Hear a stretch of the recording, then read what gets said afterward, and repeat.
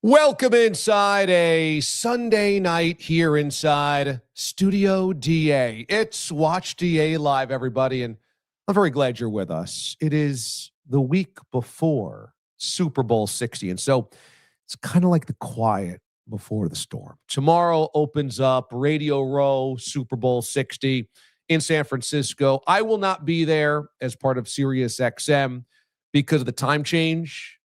We're on 6 to 9 Eastern time, which would be 3A to 6A on the West Coast. And understandably, the bosses said, yeah, Radio Row at 3 o'clock in the morning is probably not going to be all that lively. And we said, you're probably right. And so this is going to be my kickoff to Super Bowl week. We'll have plenty of coverage on Sirius XM. And through the week here on this YouTube channel, I've got conversations coming out of my ears. This is so much fun. And if you're watching on Instagram Live, if you're watching on Twitter, I would make sure you're subscribed to the YouTube channel, because with all my years of going to Radio Row, I have PR people over the last 2 weeks saying he's going to be out there. I keep saying no. They say, well, can we still get people on the show? And I said, well, yeah, but we're live 6 to 9 Eastern time. So that's like 3 to 6 your time. They're like, oh, okay, can we tape? And I said, yes, absolutely. So all of my taped interviews over the course of the week, I'm just going to have land right here on YouTube. So it's kind of perfect. So if you're not subscribed to the YouTube channel, make sure you are subscribed. That way throughout the week, you'll see all the videos that I keep taping of former athletes, former football players, current NFL players, Hall of Famers, Super Bowl champs, coaches, etc. I love this week. You guys know me and the NFL history. So let's rock. I can't wait to get it going starting tomorrow. And we're going to start it tonight with a conversation that I had with Devin Hester, which is just amazing. Super Bowl kickoff return, touchdown maker. He opened up the Super Bowl, the 2006 season, with a kick return for a score, and that had never been done before. So we'll talk to Devin Hester. You'll hear my conversation later on in the program. So make sure you're subscribed. Hop over to the YouTube channel. Make sure you're subbed. And by the way, we crossed over 12,000 subscribers last night. That's right. Between when I went to bed and woke up this morning on February 1, we crossed over the 12,000 sub threshold. So thank you. That is amazing. We've picked up some major steam. We had 9,000 subs on December 1. 9,000 subs December 1. In 2 months, we added 3,000 subs. 2 months. And that is amazing. Starting to spread the word. Starting to get out there. We've had some really good video hits, some really good video wins. NFL playoffs were great for us. Channel has started to explode, and very, very excited about that. Very happy about that. And you guys who have been here since the beginning, my loyals, the loyalty aliens, the cornerstones, thank you. Couldn't have begun this journey without you guys. All right, let's start things off with your Furious Five.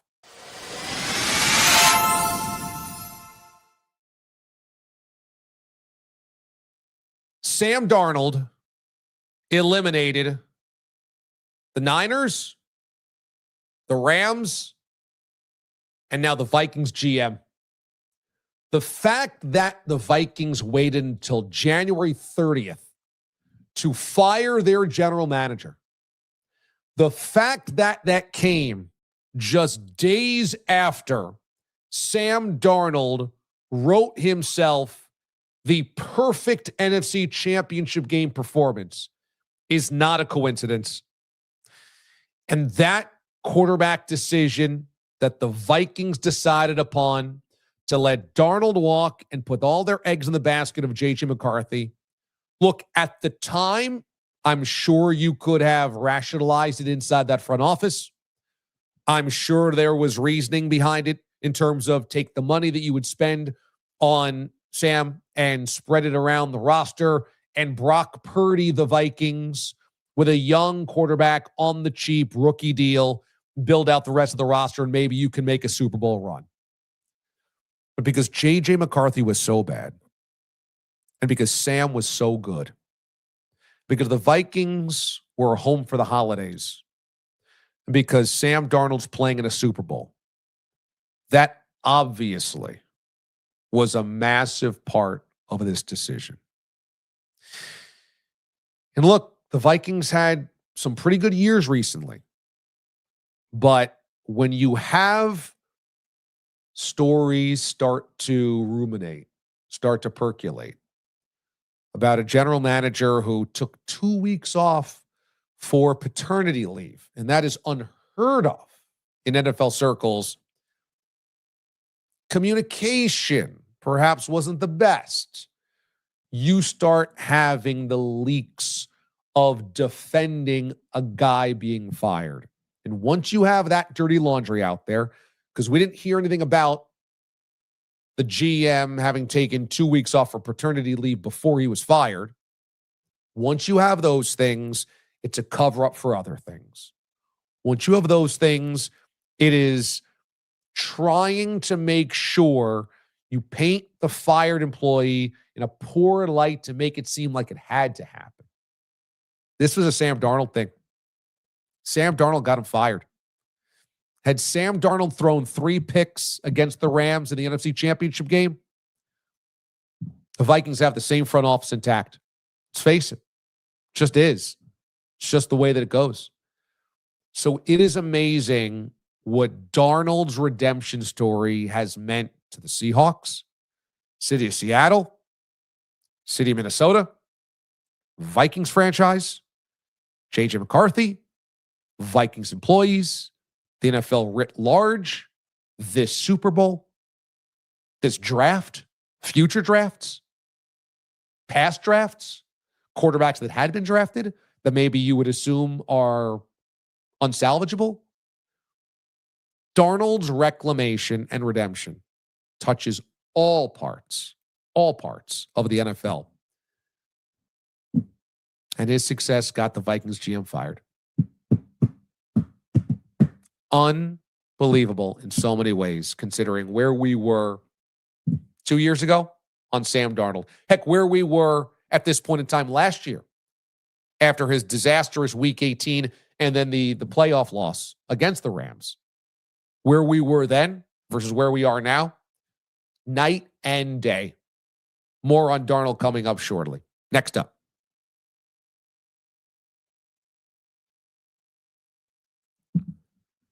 Bills hire Jim Leonhard as the defensive coordinator. Jim Leonhard is the type of guy you'd want as your boss. Jim Leonhard was a guy who was so lightly recruited, he was a walk-on at Wisconsin. Walk-on. He was a walk-on at Wisconsin. Played his way into a starting role to where he became an all Big Ten safety at Wisconsin. Played 2 years as a starter in Madison without scholarship. Without scholarship. Wasn't until his senior year that the Badgers actually put him on scholarship. And yet he was already an all Big Ten type of guy. He ends up having an incredible Wisconsin Badgers collegiate career. Not only is he a hard-hitting safety, nose for the football, all the things that you want in that type of position, also is a great kick returner. Set Wisconsin's kick return record for his career while he was there, yardage-wise. After this great career in college, goes to the NFL, undrafted. Ends up walking on practice squad to the Bills in training camp. As a rookie, makes the team. That sets up a 10-year career in the NFL. Again, walk on in college, undrafted in the NFL, 10 years in the league, was all Big Ten in college. The guy sets up in situations where nothing's expected of him and then over delivers what the expectations are. He was under the wing of Vance Joseph in Denver. I think that the Broncos loved him. I think Sean Payton loved him. They didn't want to lose him. But if Vance didn't get a head coaching job this cycle, Leonard wasn't going to be the DC in Denver. So he leaves to become the DC elsewhere. Great hire by the Bills. And the Bills needed some fresh blood considering they just promoted Joe Brady from within. So you had to have some type of new vision somewhere in the locker room, different energy. They get that with Leonard. They get that on the defense. You pair a young head coach with a veteran play caller in Carmichael, with a young, interesting defensive coordinator with Jim Leonard. I think the Bills, for all the Bills fans that were underwhelmed by the decision to promote Joe Brady, I think this Leonard decision has got to make them pretty excited. Next up.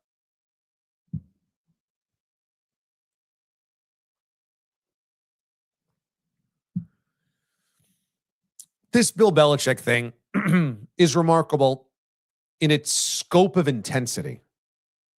And you might have heard me talk about this on Wednesday when I was on Mad Dog Sports Radio.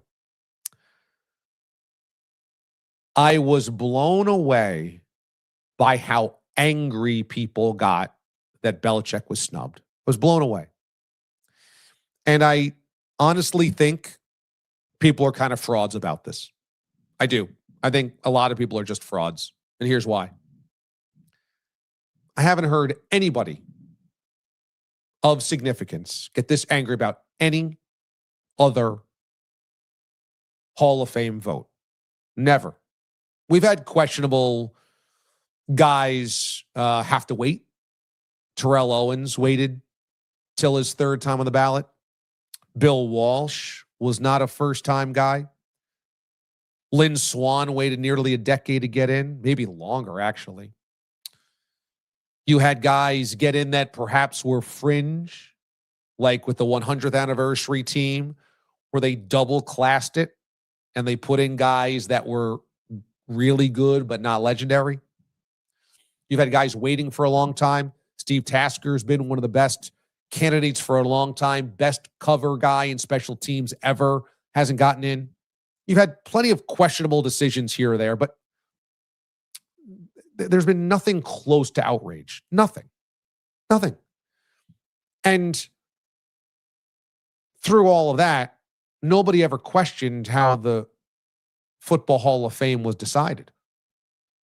And I'm largely talking about sports media here. I'm really not talking about fans, because fans are not expected to understand the inner workings of Hall of Fame votes. Talk about the sports media.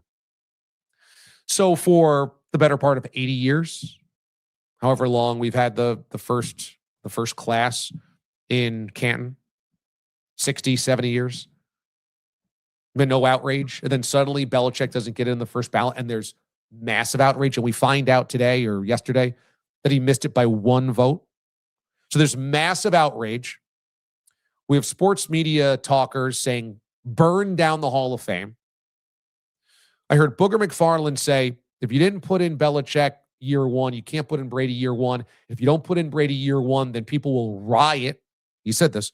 People will riot at the NFL Park Ave offices. I've heard people say, fire all of the electors, all of the voters, and nothing matters. And Jimmy Johnson also said everybody's legacy that's a Hall of Famer is tarnished. Everybody that's a Hall of Famer. I think it's all fraudulent. I think people like to log on to something that feels like the public is going in this way, so it's an easy thing to jump onto. You kind of like surf that wave. I think a lot of sports media did that this week. Surf the wave of online outrage. I'm going there. I know I'll have people with pitchforks and things of that nature behind me, so I won't have to worry about facing any of the current coming the other way. And I just thought it was fraudulent because people that said blow up the way that the Hall of Fame is done didn't ever have a peep about how it was done until that day. Now suddenly everything's got to be rendered moot. Now, is Bill Belichick a Hall of Famer? Yeah, of course he is.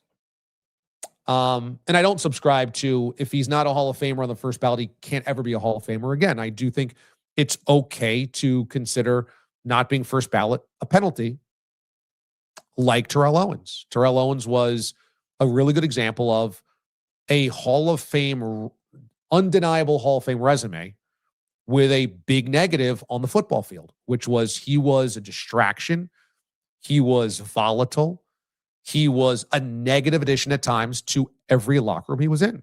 He has pretty awful relationships, by and large, with his quarterbacks and coaches. So I think it's okay to say first ballot guys can be Joe Montana and Tom Brady. Or let's even say just Joe Montana, Johnny Unitas. And then there can be guys that are obvious Hall of Famers that don't get in the first ballot, like Bill Walsh, who I would think is a first ballot guy, but that happened. Terrell Davis was not a first ballot guy. I think when you look at Bill's scandals, when you look at Bill's Spygate, Deflategate, both first-round draft picks were docked. Both were significant fines. The first one had $750,000 worth of a fine. The second one had $1 million fine. Both of those are on his resume. If the voters just simply say, you know what, he's not a first ballot guy because of those stains, I think that's totally rational. I think what happened was people freaked out on social media. Sports talkers freaked out with them, seeing the current going that way. Wanted to be angry about something. Got it. And then the voters did themselves in by admitting we're embarrassed. Nothing to be embarrassed about. Stand your ground, explain it. It's fine. It's totally fine. So I was maybe not shocked because today's sports media landscape is kind of a mess of things anyway. But I thought that there was a lot of takes out there that lacked a lot of integrity. It's okay if you think that Bill's Super Bowl accomplishments superseded his scandals. It's okay. But the scandals exist. The scandals exist. And if that's the reason to take him out of the first ballot, I think that's reasonable. But to act as though there was no possible explanation, and because it was so egregious, you have to disassemble the electorate, and that you have to burn the thing down. I had no use for that part of the conversation. None. It was people reacting completely emotionally and completely illogically who are in positions that are supposed to use reason and logic. I'm not talking about the fans.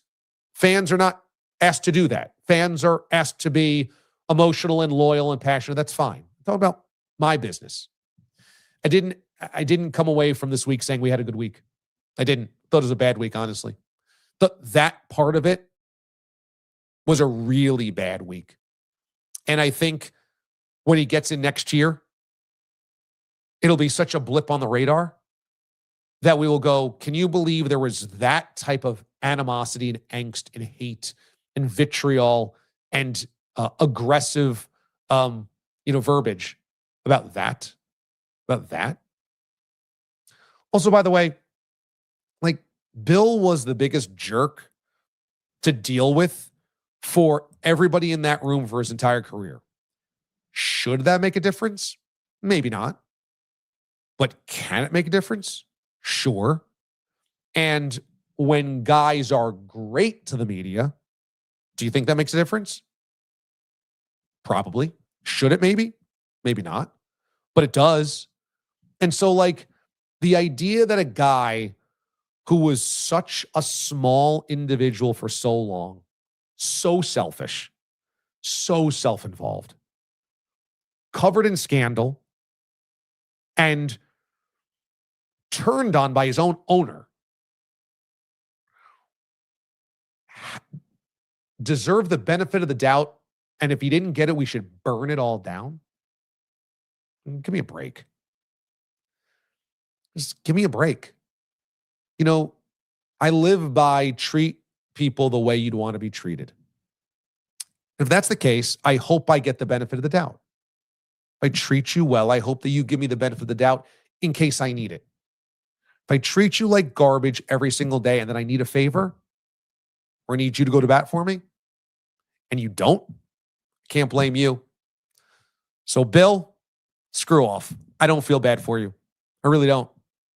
And the people that behind microphones and keyboards that yelled all week, give me a break. You didn't care that much either. I don't believe it. I think it was all for show. Next up.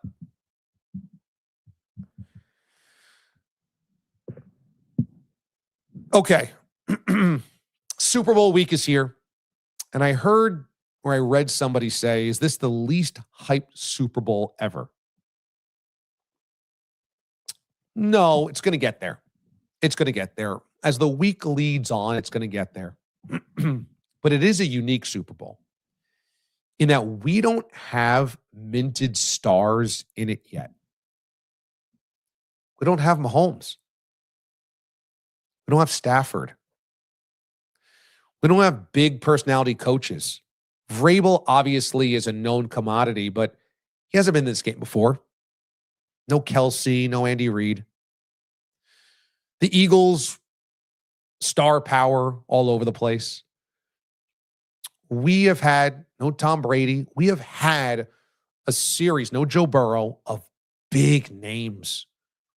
Some big brands. The Chiefs became a big brand. And we don't have that here.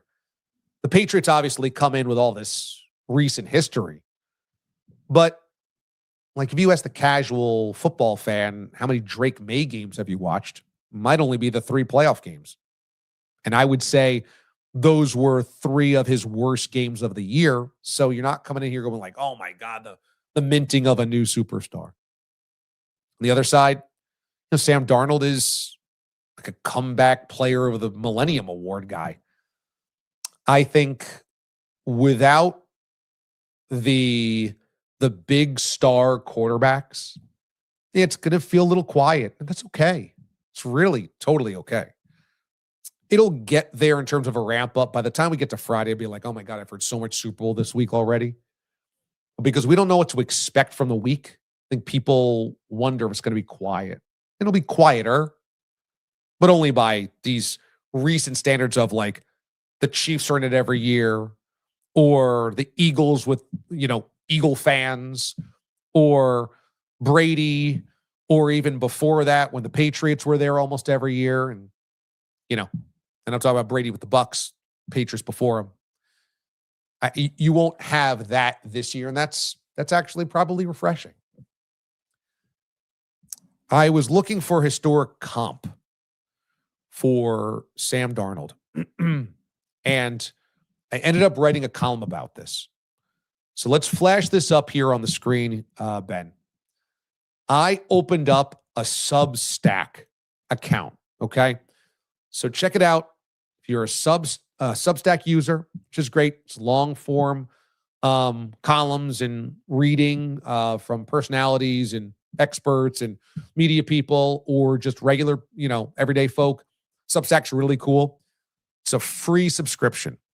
Go there, check it out. Just enter your email. You'll get the whole feed for free. Just started it this week. Got 3 columns up. And the latest one is about Sam Darnold. Because I find him fascinating. I find the story fascinating. Sam Darnold, in my estimation, is trying to do something that no quarterback has attempted probably since 1980. So we're talking about 45 years. In this piece, I wrote about the comp to Jim Plunkett. Plunkett was the number 1 overall pick, 1970, by the Patriots. Ended up being a bust in New England, bad Patriots teams early part of the decade. Goes to San Francisco to save them. Bad Niners teams. Had no job. Went to the Raiders to be a backup behind Dan Pastorini. Pastorini's Raiders teams, after Stabler had left, not so great to start out in 1980. They make a switch. Under Plunkett, they become a wild card team, save the season, go all the way to the Super Bowl, win the Super Bowl. Okay? And Plunkett is a hero. Oh my God, he redeemed himself. That's kind of where we are with Sam Darnold. He's trying to go from bust to Super Bowl hero. And I don't know any other quarterback that did that since then. Elway got Super Bowl bust off of his resume, but he was going to be a Hall of Famer nonetheless, even had he not won 97, 98. Haas, Jeff Hostetler, Nick Foles, backups. They had their days in the sun, but that didn't change how we viewed their career. Those were moments in the sun. That was not great careers. I think you got to go back to 1980 and Jim Plunkett going from bust to champion. That's a pretty major divergent. And that's what is up there for Sam Darnold. So check out my column on Substack. It's free. All my columns are free up there. Check it out. Go subscribe right now. Substack.com. Just type in my name. You'll find it. Subscribe for free. Would love to have you there. Got 3 columns up. One on the Joe Brady hire. One on what I was talking about with Belichick. And one on Darnold. And more columns coming there. I had a column for years at cbssportsradio.com on the website. And now columns are back. Okay. Finally.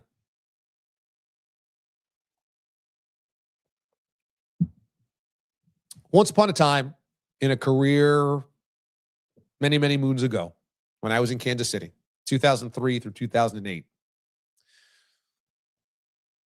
everybody in town is either a Mizzou fan, Kansas fan, or a K-State fan.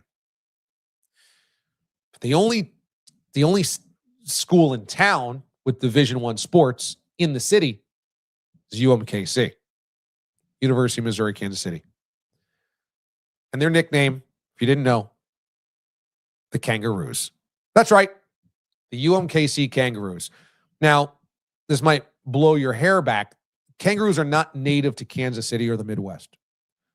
So the fact that UMKC's nickname were the Kangaroos was always one of the funniest things ever to me, as you might imagine. Shocker, if you're new to this program, I latched on to the Kangaroos. The Kangaroos play in the Summit League. At one point, I think the Horizon League, maybe always the Summit League. And at least at the time, one of their rivals was IUPUI. Indiana, University of Pennsylvania, University, something like that. Ooey Pooey. When they would annually play Ooey Pooey, I set up the Ooey Pooey Kangaroo Caravan. And I would take listeners to UMKC for this game. We would hop around like kangaroos, party with the mascot. It was ridiculous. As you might imagine, height of ridiculousness. Well, I would have their coach on. Utterly insane. Now, UMKC has never made March Madness, ever. And I got the news tonight that they hired a new head coach, Mark Turgeon. Mark Turgeon was the head coach at Maryland a couple of years ago. Before that, at Wichita State. Mark Turgeon is a pretty legitimate college basketball coach. The fact that he's going to UMKC is so exciting to me. So exciting. So I am all fired up about this.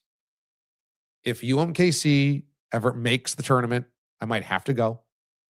If they ever build a winner under Mark Turgeon, I might get the Ooey Pooey Kangaroo Caravan going again. But this really fires me up. And it took me back because this week, T.I. released new music. And UMKC was in the college basketball news. Made me feel like it's the early 2000s again. Felt good. Felt really good.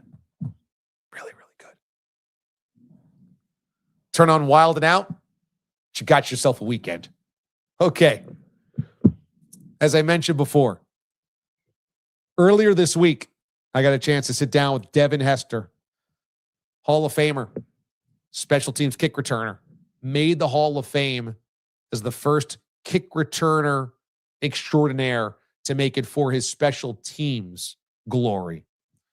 So such a cool, wide-ranging conversation. Sit back and enjoy my conversation with the great Devin Hester.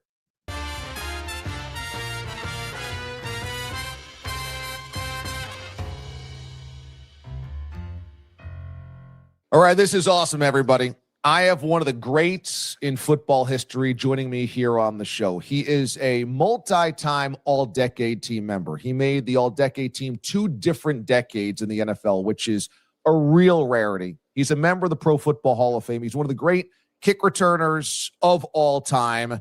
Joining us here on the show is Devin Hester. Devin, how we doing? Pretty good, man. How about yourself, man? First off, appreciate you having me on the show, man. My pleasure. This is really a pleasure for me. And I was thinking about you watching the championship games because we had special teams plays that dictated both games. The muffed punt in the NFC Championship game leads to a short field and a score for the Seahawks. We had a deflected field goal. That was a big reason why the Patriots won the AFC Championship game. When you see special teams play a big part in teams going into the Super Bowl, does it warm your heart?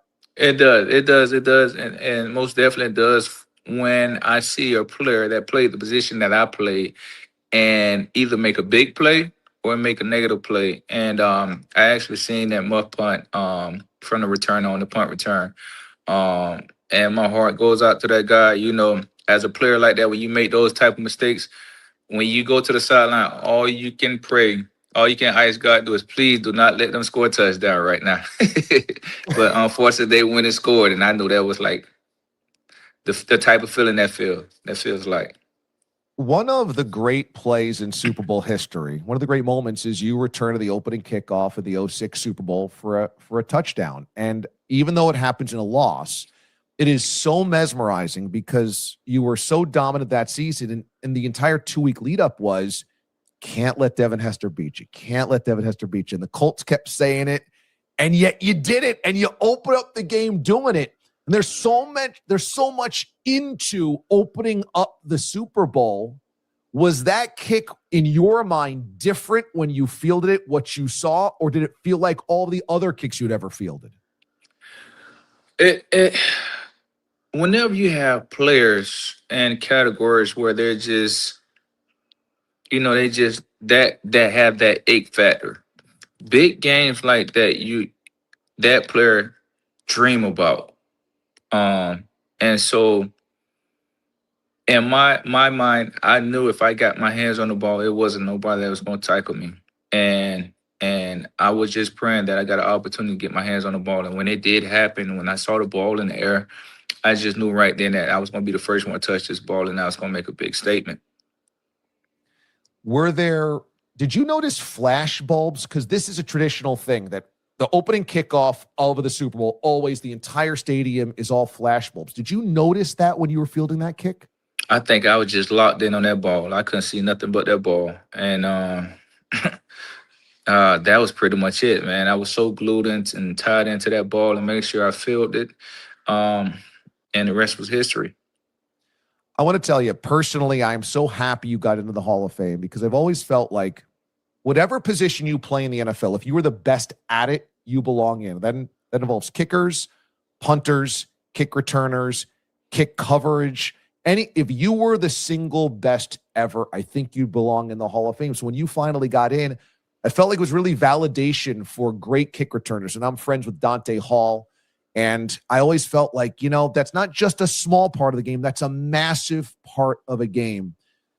Have you heard from other special team players that have played throughout the years that have shared that sentiment? Like, man, we're happy that you got in, that you broke in as a kick returner. Most definitely. I know Josh Cribb reached out the moment he heard about it.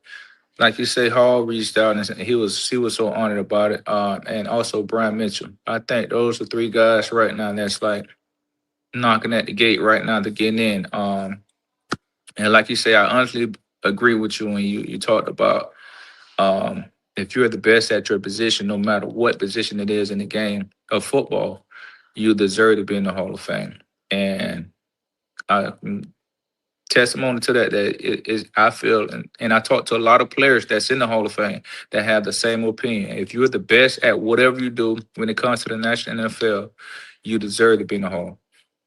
It's one of the reasons I really feel like Steve Tasker belongs in the Hall of Fame. He's been a finalist for a lot of years, has not been able to break through, but he was the best kick coverage guy, I think, in NFL history. Do you think that Tasker belongs in Canton?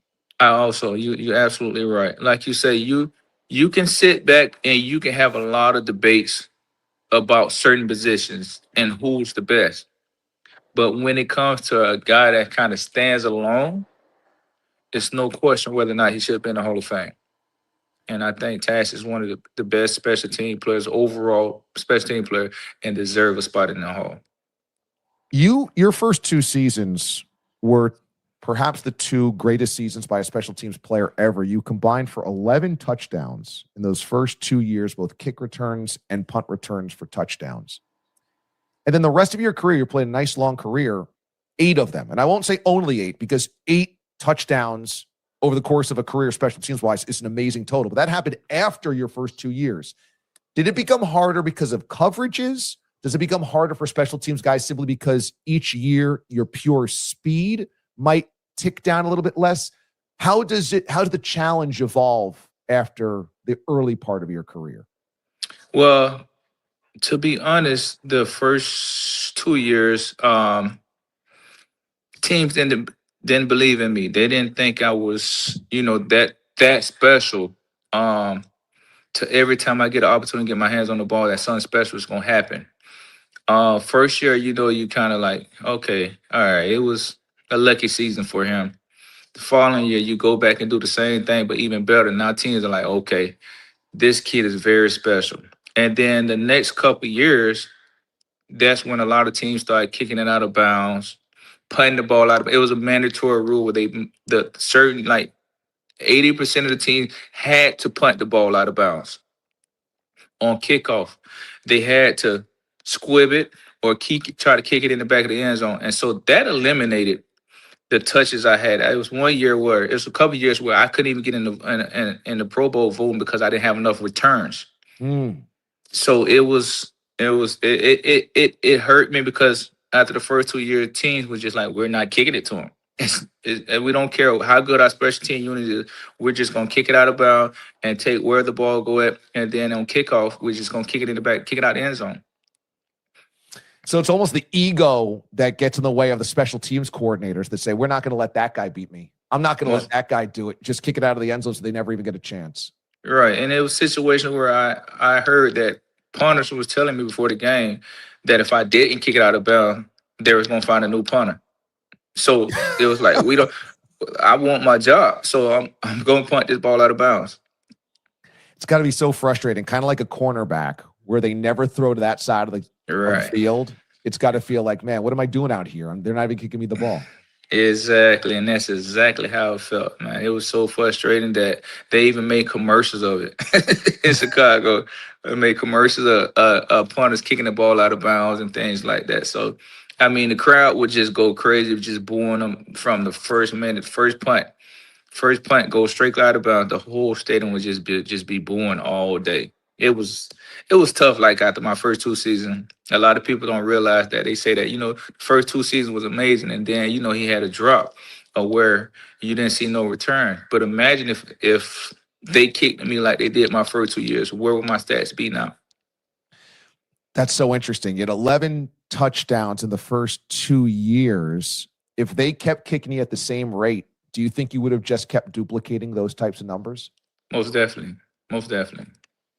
For sure. I would easily head over close to 40 returns.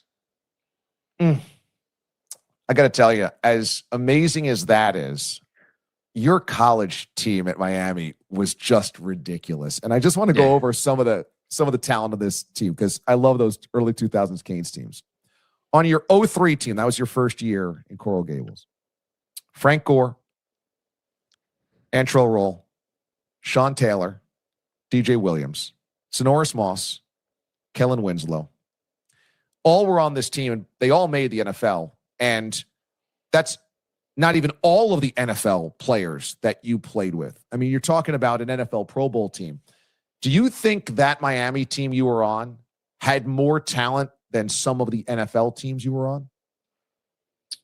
Most definitely. If we would have kept that same team, I think right now we in our prime, we would have been a top team to beat. You got to think about it. You mentioned guys that you didn't mention guys like what about Vince Winford?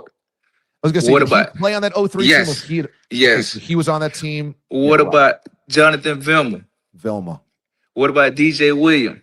DJ Williams, Brandon Merriweather. Right. These are standout NFL players, some of which Correct. went to Pro Bowls every single year, and that was just on your defense. Correct. You know what I mean? So yeah, it was crazy. Greg Olsen. I mean, so like this is what is amazing about those early 2000s Canes teams. You come from college and you have an NFL Pro Bowl team. You go to the NFL, you don't have that many Pro Bowlers on an NFL roster. Like if you had 4 NFL Pro Bowlers on a roster, you had a really good season in the NFL. When you played in Miami, you might have had 8 or 9 NFL Pro Bowlers on a college team. My rookie year, when I played in the Pro Bowl, it was like 8 of us. It was like 8. It was like 8 of us. My second year, it was like another 8 or 10 of us. Like every year I went to the Pro Bowl, we had at least a guaranteed 8 players from the University of Miami at the Pro Bowl. Every year. It was an alumni game. The Pro Bowl. Even the coach, the receiver coach was a coach from the University of Miami that coached us. So it wasn't a joke, man. And remember how that old Orange Bowl creaked?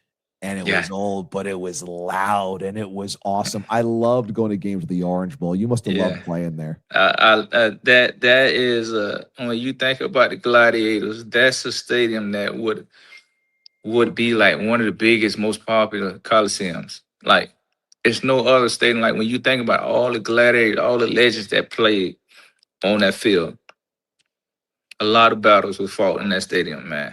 A lot of legends was played on that stadium. Got that right. And Super Bowls were played in that stadium and great college games and great Orange Bowls. Yeah, you're absolutely right. Must have been heartbreaking to watch your Canes losing the national championship game. How did it feel? It was most definitely. I was right there on the sideline when it happened. It was tough. You know, like you say, when you mentioned special teams, we had a block punt, scoop and score for a touchdown. You know, like special teams, when we talk about this situation, is like a real key factor and could determine the game. And to sit there and watch that, man, come down to the wire like that, man, like I say, I tip my hats off to those guys. Indiana, they played a great game. They have a great team.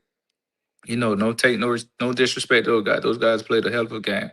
But when the game is close like that, you always feel like you had the opportunity to win it. And so, unfortunately, I think we're in the process of rebuilding right now. We're seeing what we're capable of having right now. And I do honestly feel like Mario Cristobal is doing special right now for the University of Miami. He's got a lot of that good energy, positivity, alumni factor back. Really cool to see you guys at the sidelines and that the U was back in the national spotlight. Tell me about playing with Jay Cutler. He seemed like an odd duck. What was he like as quarterback in that huddle? Jay, you know, it's the typical type of Jay. You know what I mean? He's real laid back. You know, almost similar to my wife. You know that they have almost a nonchalant mentality. You know, that don't let nothing bother him. Just easy going. Don't stress over anything. And that's just the type of guy he was. You know, he was just smooth Jay. You know, he didn't say a lot. You know what I mean? He kind of kept to himself, and that's just how he was. Usually you think about like these fiery quarterbacks yelling at people in the huddle. That was not Jay Cutler. Nah, I wouldn't. Every now and then he would get a little rattled, where he would have a spur moment. But other than that, he just wasn't that type of guy, to be fiery. You are working on behalf of Pork Rinds and Southern Batch, and it's such a great pork rinds company, but also the Gridiron Greats and supporting those in need that have played the game.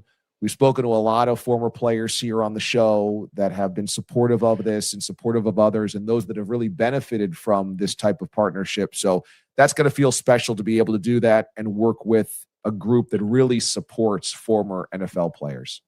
Correct. I feel like this is a great cause. I got an opportunity for those guys that reached out to me and asked me to come on the platform and kind of pump them up and get them out there. The cause that they're doing is great.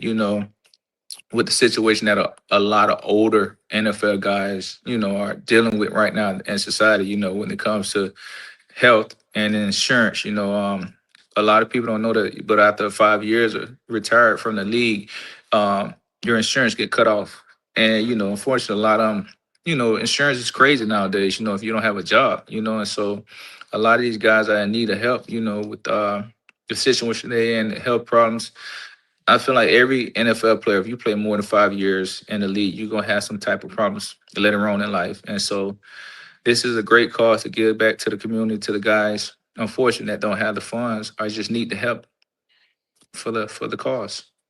Yeah, it's really important. And, I grew up watching this game and loving the athletes that played in the 80s and 90s before it got massive. And then even before that, in the 70s and stuff, guys did not make a lot of money.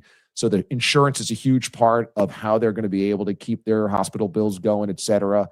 And the fact that you guys and this partnership helps those players, I just think is so important.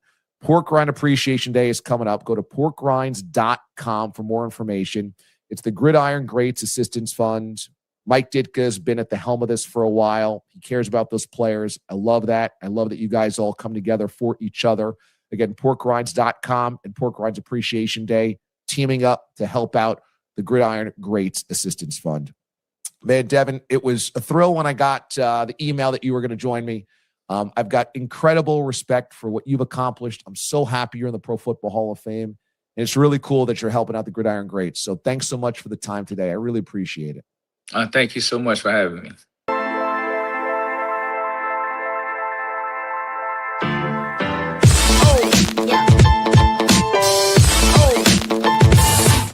So cool to have Devin Hester, a Pro Football Hall of Famer, join us tonight here on the show. This is Watch DA Live. This is available on Instagram Live. It's available on Twitter.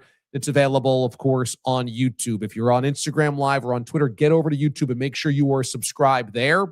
We've got a huge Santo Tequila giveaway coming up after the Super Bowl, where 2 awesome outdoor chairs and a fire pit we're giving away to one lucky subscriber.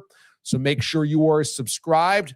Cost nothing. Boom. Make sure you subscribe to the channel. That way you are in the running. Also, programming note.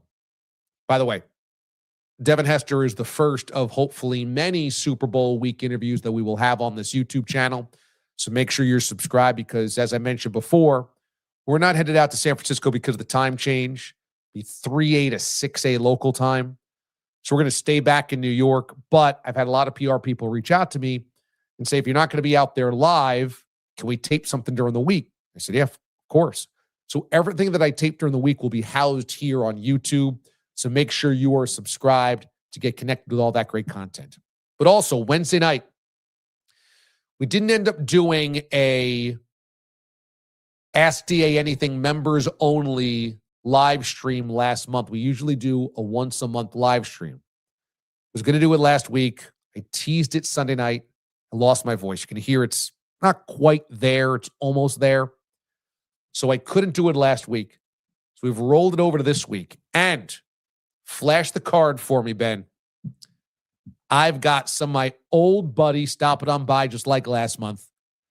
Bogues and Mraz are confirmed.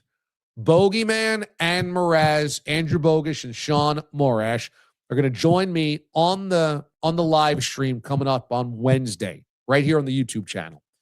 Now, that is a members-only live stream, which means you got to be a member, okay? Costs $3.99 a month. It's dirt cheap. And look at this. For the cost of a latte, even less than a latte, less than a chicken sandwich, you will get to reconnect with the Bogeyman, with Mraz, joining me here on the members only chat. We're not giving away that Mark Clayton because we did that last month, but we are going to do this again on Wednesday. And so let me give away some memberships right now. Okay, I'm going to go in, I'm going to give away some memberships. Here we go. I'm sending out 5 right now to those in the chat.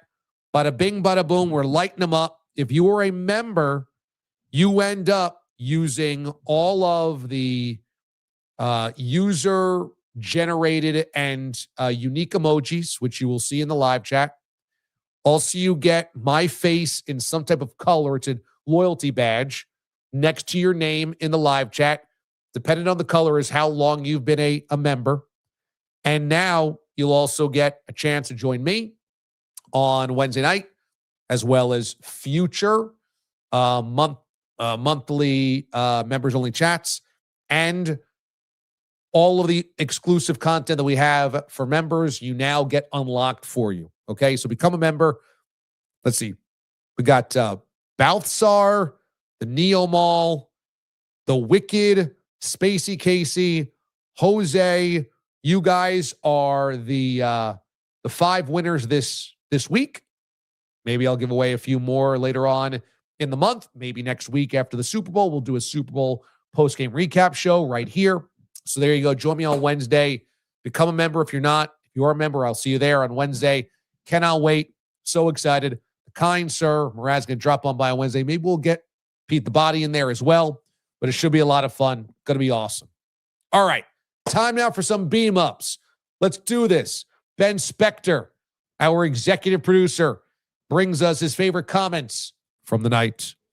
Ben, what do you got? Hello. How are you? Hello. I'm good. Bringing the energy. How are you? Good. I learned more about Jim Leonard on this show. I didn't realize he was a walk-on. Yeah. At Wisconsin. Funny Jim Leonard story for you, which is not something you thought you'd hear. He was friends with the former head coach at my high school. Okay. And when I was like 10 years old, Jim Leonard, when he was playing for the Jets, showed up to the homecoming football game to watch. And it was a horrible experience for him because he was just swarmed by all these people asking him to sign anything. And he left in the fourth quarter. Wow. But he stayed. Wow. I mean, talk about a fervent fan base that needs a Jim Leonard autograph. That's pretty good. He stayed, and then a few weeks later, I think Victor Cruz broke his ankles or missed a tackle to score that touchdown in 2011. So, wow, rough few weeks for Jim there, but there I think he's better now. Yeah, that's great. That's a great story. Yeah.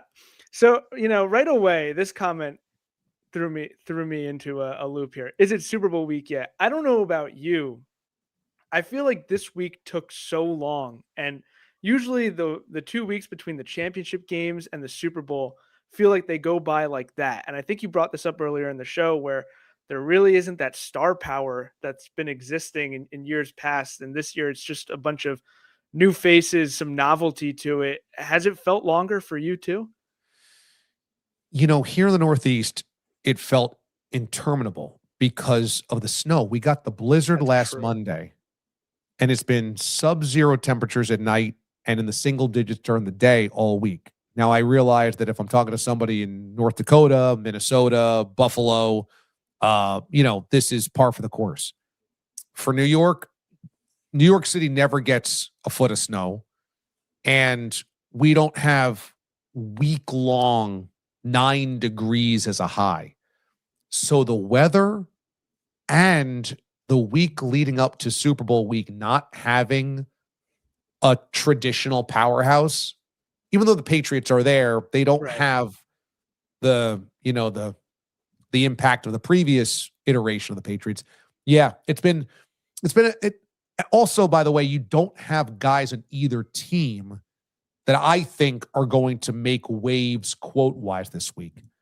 Patriots are going to play it close to the vest, just like Vrabel. Seahawks don't have household names. Yeah. Great players.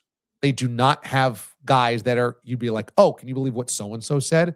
So yeah, I think it's going to be a long week. I think it's going to be a long couple of weeks here until the Super Bowl. It just feels like the season with all the coaching changes too. I mean, there's 10 different coaching True. positions filled. It just feels like I don't want to say it because it's not. And the Super Bowl is obviously the biggest game of the year. It just feels like it's over. I feel like I've turned but it's not, and it's good. I like that it's not over. That is Yeah. good. It's welcoming news, but just feels different. Right. But speaking about the game, is from Matthew Graves here. Yeah, and I know it isn't the same teams. I think the Seahawks fans are out for revenge and redemption. Do you think that is one of the top storylines in terms of this redemption arc that Seattle has coming from that Malcolm Butler game? Yeah, for sure. I mean, obviously nobody on the teams is the same, but if you're a Seahawks fan, the Patriots robbed you of going back to back, and you feel completely robbed because of the play call. And that singular moment, that play call disrupted an entire franchise and split everything that, the Seahawks used to be. And, I work with Robert Turbin, who is a member of that Seahawks team on the NFL radio show on Sunday mornings. We'll do our final episode next Sunday morning. And I've talked to him at length about that. And he's like, we were never the same. We could not all get back on the same page because of the lack of trust. Trust was broken in that game because of how it ended. Whoa. So yeah, I can understand Seahawks fans wanting that. I don't know if the players will play for that. Right. I don't know how much that factors in, but yeah, for fans, sure. Yeah, I could see it from a fan perspective. I don't think anybody in Seattle, maybe besides like John Schneider, but outside of that, I don't see anybody thinking there. Schneider, yeah. This is a redemption game. We got to right the wrongs of that Super Bowl. I 100% agree. Last one here. I kind of agreed with this from Matthew Wilson. Stunned by how many people came to Belichick's defense. I don't know. I kind of agreed with your point. It's like Eli Manning once said this when he retired, and his Hall of Fame conversation was a big deal. It still kind of is. But you're the best football player or coach. You have the best legacy when you don't play or coach anymore. Everyone just overrates you like crazy because they don't have anything to judge you on. And I think as time went on, people had this appreciation for his wins, and they forgot all about the hate that was there and the scandals and whatnot. And this is just a reminder of Bill's up and down career outside the lines, because in the lines, he obviously won many games and many Super Bowls. It's a good take, Ben. I think you're right. I also think that people's sports distaste for coaches or players is superseded by their distaste for writers. I think what you just see here is like people hate sports writers. They hate the kind of like holier than thou media thing. And I don't know if that's a modern thing because media has kind of crumbled in terms of an institution, in terms of respectability, reputation, or if this has always been a thing where people just resented that there were gatekeepers and they were sports writers. But people just hate the faceless sports writer thing. They hate that. And so this was, even if they hated Belichick, it was easier to hate sports writers in defense of somebody that they probably hated as well. It's like the baseball thing when Jeter wasn't unanimous and everyone was clamoring about why he wasn't unanimous. We found a new one here in Belichick. Maybe writers need to, I don't even know. I really don't know. How do they become more reputable? I mean, they're already pretty reputable. They already have inside knowledge of things. I don't know. I think by and large, the votes have always worked. It's not perfect. I don't like that Harold Baines is in Cooperstown. That ended up kind of like sullying the fact that other guys are in. And I don't love the way that, the NFL 100 vote went. Like, I love the NFL's history. I thought they kind of like doubled up a class just out of historical significance. And probably there were 3 or 4 guys that don't belong in. Yep. But I'm also not going to burn at the stake people that really care about this process way more than we think they do. And granted, I'm on the inside, but I've had conversations with Gary Myers, with John McClain, go down the list of Hall of Fame voters in that room. And I can't say I agree with every one of their takes, I can't say I don't know all the conversations, but I know that they really care. They really, really care. And I just thought it was such like a shrill, stupid thing to be like blow it all up, which is so easy to do on the outside when you don't know what goes on. But if you knew how it worked, you'd be like, well, they do like a pretty good job. They do like 90% of a great job. And this happened to be an outlier some people disagreed with. But you could rationalize it being right. So we're not going to burn at the stake a group of people that do things 90% correctly. There's just stupid overreaction. And I said this before on the radio. My people, my sports media peers, just irrationally and irresponsibly dumped tons of jet fuel onto a fire by saying, burn it down. These people should be fired. Change it all. Nobody belongs in then. All this stuff only caused the inferno to blaze higher, which I just don't think is our job. But, teach their own. And these people are educated too. Like they have the background. They have the resume. They got to trust it. They're not always perfect. Always perfect. But also, even if they're not perfect, doesn't mean you eradicate the whole system. Yeah. Agreed. Completely. Okay. I wanted to get to a few as well. I don't know if you saw this, but we got Brothers for Bogeys in here. Says, I'm happy I checked YouTube. And Brothers for Bogeys just ended up going back and forth with Randy and Moist, a bunch of other people in there about where he lives. They're trying to get together. Like, this place is awesome. The D-Aliens are so cool and so welcoming and just such a brotherhood and sisterhood.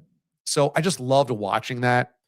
For anybody that just kind of jumped in here because they were on YouTube, they're like, oh, there's a live show going on. Maybe they're on Twitter. They saw the link, jumped in on my feed, on Instagram Live, what have you.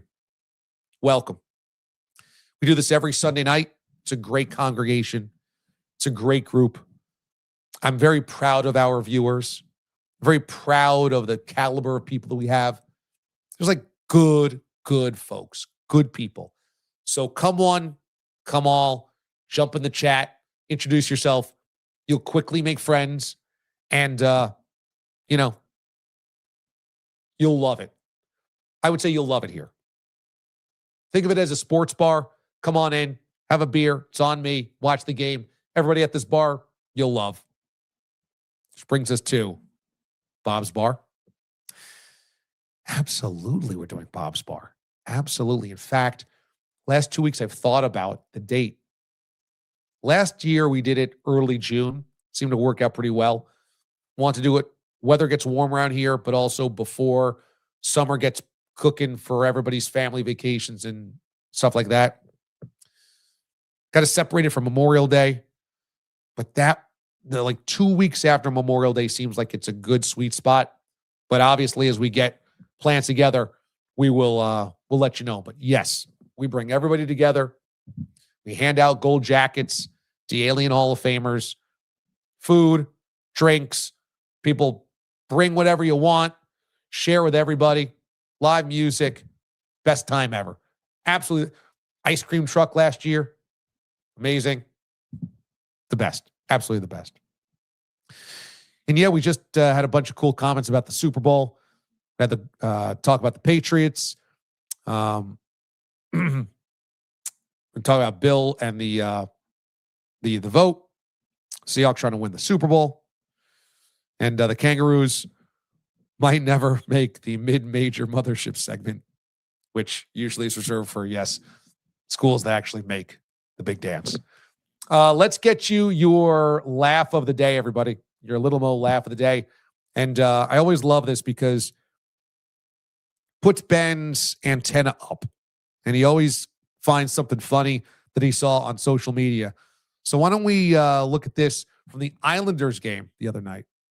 I don't know why there's that many Ben Franklins, but I have to say it's amazing. Ben, were they playing the Flyers? Was there a Philadelphia thing here? Like, what was the tie-in for Ben Franklin's to be at the Islanders game? Do we know?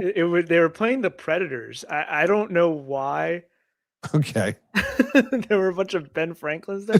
$800 of right there. 8 Ben Franklins. Very nice. I'm going to look this up right now. Why were there so many? Was it an advertisement thing, maybe? Let's see. There's that commercial. That was honestly my first thought. That there's that commercial where it's a New York Lottery commercial. Maybe, yeah. With all the Ben Franklins showing up, maybe. I guess that's it. Yeah, I guess. But still, amazing just to see them in the crowd dressing up as Ben Franklin to go to a hockey game. What's amazing is that that was WFAN night, I think, at the Isles Arena, and I think Mraz was at that game. He texted me from the luxury suite, so I got to imagine it was that one. We got to ask him on Wednesday when he jumps on the members only chat what the heck was going on with the Ben Franklins. But that's great. Little Mo would love that. Mo would absolutely love that. That's so good. Let's see that one more time, Ben. Look at that. Just a group of Ben Franklins. Imagine like going up to get a beer or a pretzel. You're behind 8 Ben Franklins. All right, that's going to do it for us tonight here on the show. Thanks for watching, everybody. Make sure you are subscribed to the YouTube channel. Click on this button below me. We'll see you tomorrow morning. Sirius XM, Channel 82, Mad Dog Sports Radio. Of course, all week long right here on this YouTube channel. Fresh videos delivered every single day. Be good. Be good to one another. I'm DA. Love you. The mothership disconnects.